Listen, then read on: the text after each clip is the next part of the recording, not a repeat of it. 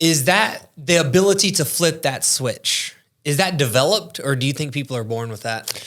That's a great one, because in some of my fighters, I have to develop that within them. Within me, it's been hard. And I don't need to turn it on. I need to turn it off.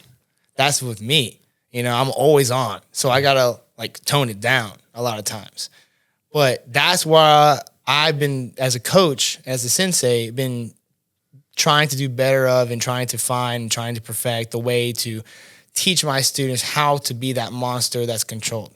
Because it's way better to be a monster that's controlled than to be a weakling who will be consumed by a monster. You see what I mean? To combat a monster, you need to be one.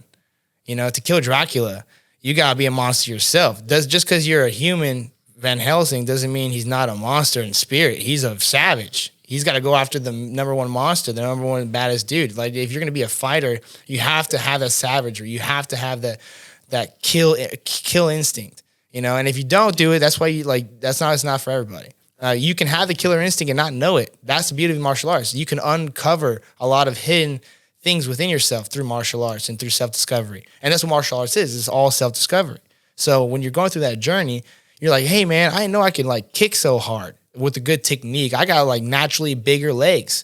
Look at this guy. He's got a bigger, faster twitch movements than me. I can hit harder, but he can hit me faster and more often and hit me in the right places. Like, that's why Bruce Lee doesn't he gets a lot of slack these days, because like he never fought and stuff.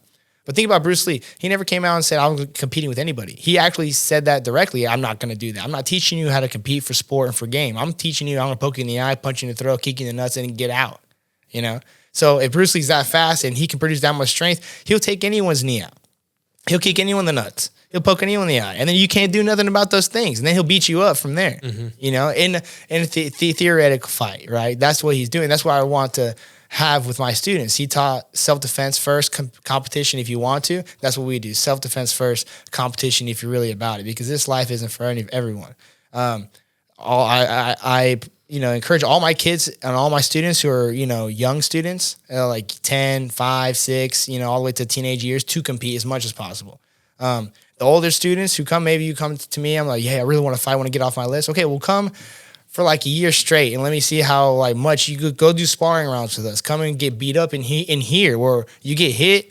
We'll take it easy on it. Over there, it's like they're trying to do that to you, to disgrace us as a team, as all these things. So it's more than that. It's more than just getting in there and doing that. But for the kids, it's like you're going to face these bullies all the time throughout your whole life. So might as well get it done and do it and face these real fighters who are other kids your age, your size. You can get through this thing, and you're learning how to develop that switch, because they're so scared and everyone's so scared. And even at this level, as a pro level, it's always scary getting in there and fighting. GSP talks about it. Mike Tyson talks about it. And then you have that training to control those emotions and those thoughts and that fear, and you use it as fuel. And that's where that switch comes. So yes, you can develop that, and you are born with that. Some people are not, they can develop it.